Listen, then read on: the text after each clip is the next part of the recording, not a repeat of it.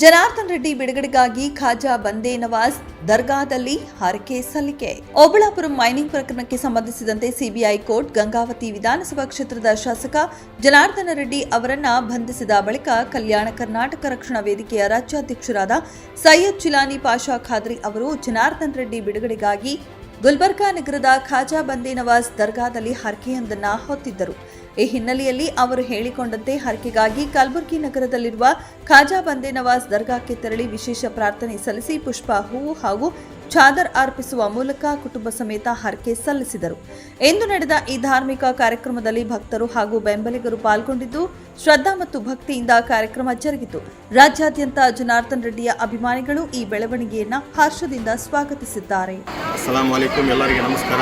ಇವತ್ತು ಹಜರತ್ ಖಾಜಾ ಬಂದೇ ನವಾಜ್ ಮಾರ್ಗಕ್ಕೆ ಬಂದು ಇವತ್ತು ನಾನು ಆತ್ಮೀಯರು, ಅಣ್ಣನ ಸಮಾನಾದ ಅಭಿವೃದ್ಧಿಯ ಹರಿಕಾರರು, ಮಾನ್ಯ ಗಂಗಾವತಿ ವಿಧಾನಸಭಾ ಕ್ಷೇತ್ರದ ಜನಪ್ರಿಯ ಶಾಸಕರು ಜನಾರ್ದನ್ ರೆಡ್ಡಿ ಅವರ ಒಂದು ಜಲ್ದಿ ಬಿಡುಗಡೆ ಆಗಬೇಕಂತ ಹೇಳಿ ನಾವು ಖಾಜಾ ಬಂದೇ ನವಾಜ್ ದರ್ಗಕ್ಕೆ ನಾವು ಹರಕೆಯನ್ನು ಹೊತ್ಕೊಂಡಿದ್ದೀವಿ.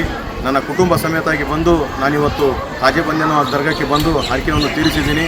ಆ ಹರಕೆಯನ್ನು ಇನ್ನೂ ಅವರು ಹೆಚ್ಚಿನ ಸ್ಥಾನಕ್ಕೆ ಅವರು ಜನಾರ್ದನ್ ರೆಡ್ಡಿ ಸರ್ ಮುಂದಕ್ಕೆ ಹೋಗಬೇಕು, ಹೆಚ್ಚಿನ ಸ್ಥಾನಕ್ಕೆ ಇರಬೇಕು ಅಂತಂತೇಳಿ ನಮ್ಮೆಲ್ಲ ಆಸೆ. ಹಾಗೂ ಅದೇ ರೀತಿಯಾಗಿ ಮೈಸೂರು ಅಲಿ ಖಾನ್ ಅವರು ಸತಿಯಾಗಿ ಅವರು ಮುಂದೆ ಶಾಸಕರಾಗಬೇಕು ಅಂತಂಥೇಳಿ ನಮ್ಮ ಭಾವನೆ.